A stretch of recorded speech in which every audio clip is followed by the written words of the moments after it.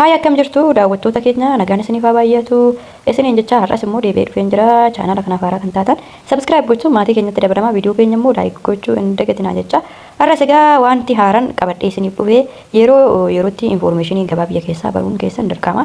Sababni isaa fakkeenyaaf fi maatii keessan surprise gochuu yoo barbaaddanii wantoota biyya keessaa meeshaa isaa ta'uu wanta nyaatamu meeqa jettanii nama gaafachuu irra yeroon tolee waan ta'eef YouTube irraa ilaaltanii jechuudha. Isa dhugaa ta'e isaa gatii wantoota tokko tokko baruun biyya alaa teessanii hin danda'aman isiniin jedha. Har'a barbaree kanattasaa jira. Barbaree kana gatii isaan isinitti hima. Akkasuma barbaree kana irratti mudannoo waan mudateen qaba mudannoo kanas isinitti nima gidduudhaani. Egaa viidiyoo kana haga dhumaa daawwadhaa hojiilee kottan gargaara isiniin jedha. Inni kabraa jechuudha. Namoonni baay'een yeroo nani meeshaalee viidiyoo gallakkisaa jiru lakkoofsa fi naannoo keenuu maxxansii nutti himii jettanii baay'een keessan dubbattu. Garuu namoonni haaraa gara chaanaalii kanatti dabalamtanii yoo jiraattanii fi isiniif anima namoonni garuu maamiluma koo taatanii guyyaa gara guyyaatti viidiyoo kootu hordoftanuyyuu lakkoofsa koo dhabdan yookiin bakka nani jiraadhu kana amma ammaatti hin dhageenye viidiyoo haga dhumaatti ilaalaa hin jirtanii ani yeroo hundayyuu lakkoofsa koo nan dubbadha viidiyoo keessattis nan dubbadha maxxansees beeka haa ta'u malee hedduun keessanii yeroo inni viidiyoo maxxansu nu barreessi lakkoofsa kee jalatti waan jettaniif lakkoofsa koo immoo tokko tokkoon isiniif yoon barreesse YouTube irratti illee seera maleedha jechuudha si qaxxa'uu danda'a haa ta'u malee afaanis dubbachaa jira viidiyoo dhuma isin har'a kalisaa waa'ee meeshaa hojjedhe keessatti kan nagaafattanii dhuma irratti viidiyoo sana gara dhumaatti isin hin daawwanne malee dhuma irratti lakkoofsa bilbila koo maxxanseen ture hundaafuu namoonni meeshaa ajajachuu barbaadan buna barbaree zayitii sukkaara waan barbaadan ajajattanii maatii keessan surprise gochuu barbaadan illee na dubbisaa lakkoofsa bilbila kootii duwwaa 9 63 jechuudha WhatsApp birraan na dubbisaa isiniin jedha. Tole gara barbaree guyyaa har'aatti immoo yoon darbu barbaree yeroo kana waqtii isaatii bahaa jira jedhama afaan namootaatiin.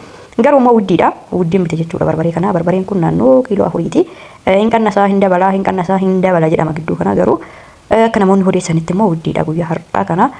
Kiiloon tokko yeroo ammaa kana andanyaan barbareen bayee jedhu garuu barbareen bayee waqtii isaatii jedhu yeroo kana bayee jedhu garuu waan manni bayee isaan hin argine garuu wuddiidha. Osoo waan bayeeti fakkeenyaaf kiiloon illee naannoo 400 500 yoo rakasee ta'a. Garuu immoo akka namni yaade sana miti barbarichi baay'ee wuddiidha.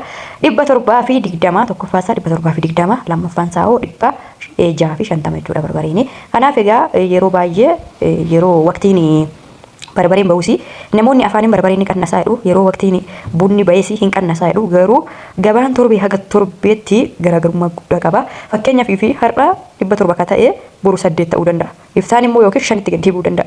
Gabaan wal qixa miti torbee gara torbeetti gabaan hin jijjiiramtiin isiniin jedha. Akka carraa kooti immoo barbaree kana hani har'a baay'ee wuddiin bitee isa tokkoffaasaa waan bitee fi 720 nan bitee lammaffaasaa 650 jira isiniin jedha. Sadaffaa immoo hadiin sun jechuudha. Hadiin suni baala kan fakkaatu sadaffaan suni naannoo 500 jira jechuudha inni. Sadaffaa sana egaa yoo manaaf yoo daasistanii sirrii miti jechuudha. Barbareensaa qimamii waan barbaadan yoo itti naqxan illee isin jalaa haddaata hin xaqamu sila ta'ee haa waddadu idaa wayya jechuudha. Itti dadhabuun keessan hin oolu suma tokko mana keessan keessatti daasifachuu isinii wayyasuma handanyaasaa jechuudha. Handanyaachuun tokkoffaa kunuma kana nama kanattasaa jiru baay'ee diimataa namatti tola. Egaa haala kana fakkaatuun xiqqoo barbarichi kun dhiyeenya bayii waan jedhamee fi jiidhina si hin dhabu. Anamma kanan gochaa jiru xiqqoo nan tatarsaasaan jira adda addaan kukkutaan jira aduu keessa xiqqoo kaa'ee haa guguu sirriitti yoo sirriitti guguu baatee oofcoodhuma keessatti waan hafuufi sirriitti haa guguu jedheetanii akkanatti kanattasaa jira. Egaa yeroon kanaxasee qimamii isaas biteen jira waan ta'eef qimamii sana wajjin walitti dallaseetanii sana booda deebisee qoorsee mana oofcoo geessaa ayyaannis immoo dhiyaata jira. Ayyaanni gannaan dhiyaata jira waan ta'eef barbariin immoo baay'ee Itoophiyaa keessatti barbaachisaadha. Egaa kabajamtoota daawwattoota keenyaa jalqabarraa argitanitu barbariin qixxifamaa sana booda tumamee qimaaximni hundumtuu yoo dinam'ee sadarkaa kanarra jira jechuudha.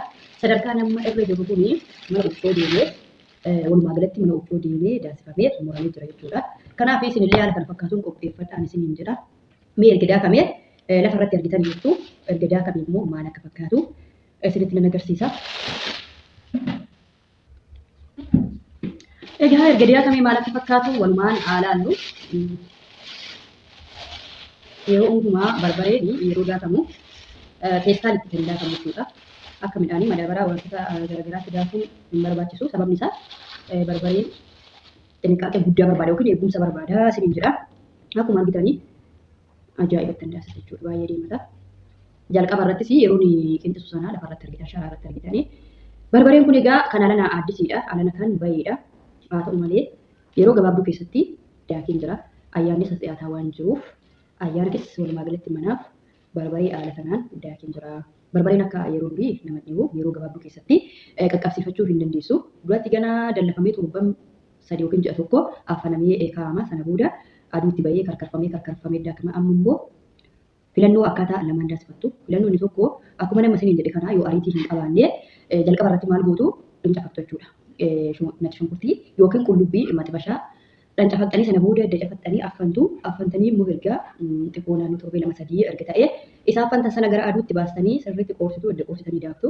Amma immoo haala yeroo ammaan kana yoo isin himu baay'ee karaa salphaadha. Barbaree yeroo kolfaasaa yeroo bittanii kolfaa sana duuba isaa irraa kukkuttu. Duuba isaa gaafa irraa kukkuttanii ni babbaqaqsitu adda adda babbantu jechuudha.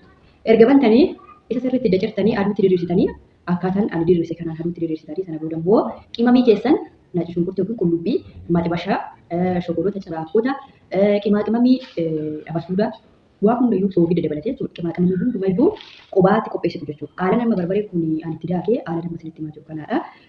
Edda qubaatti qimamoota isaa hundumayyuu qullubbii qubaatti cafaqxanii goggogsitanii qimamoota hundumayyuu xiqqooshii o'o'istanii walitti naqxu soogidda dabalatee jechuudha. Edda walitti naqxanii qimamee jechuudha. Hunda isaa walitti naqxanii sana booda barbaree keessan isaa xiqqoo irraa kukkuttanii qoshasha sagattanii babbaqasisan sana xiqqoo shashaktu jechuudha. Mooyyee xiqqootti waan manaa qabdanitti shashaktanii erga deemtanii yeroo mana huccuu deemtan qofa jechuudha. Qimamii sana hundumayyuu itti naqxanii waliin mattanii daasistuu barbareen isaa kan qammasee argee beekaa jechuudha. Gaala nama isinitti arge isinitti hime kanaa yoo daasistan kunuu kana fakkaata barbarichisa. Baay'ee diimaadha baay'ee namatti tola. Dhugaa dubbachuudhaaf hedduu urgaan isaallee baay'ee kan namatti toludha. Egaa ani barbaree kana kanatti hin qannafadha jechuudha. Waanuma ittiin nyaata yookiin waxii yookiin itti nyaata qopheeffadhu kanatti qannafadhee kaa'ee kan ammoo sirriitti hidhee peestaaluma kanaan jechuudha. Peestaalii lamatu jira. Peestaalii kanaa fi peestaalii kanaa. Sababni peestaalii lama godheefi akka afuurri qilleensi hin seene jechuudha. Amma qilleensi yoo seene yeroo gabaabduu keessatti ni galaafata. Barbareen kun immoo yeroo dheeraadhaaf naadha jechuudha. Kanatti qannafadhee kaawwadhee itti fayyadamaa isiniin jedha. Baay'ee haala bareedaadhaan daasisee baay'ee naa tolee barbarichi barbaree haaraadha isiniin jedheera. Barbaree haaraa jechuun kan haala nama waan ta'eef yeroo baay'ee namoonni tokko tokko diimatu laadhanii sodaatu. Hedduu diimataa hedduu natti tolee haala ajaa'ibaatiin daakkadde barbaree kiyyaa kana fakkaataa isiniin jedha. Daawwattoota keenya waan nu dhaggeeffattaniif baay'ee tokko galatoomaa isin jaalannaa viidiyoo laayik godhaa isiniin jedha.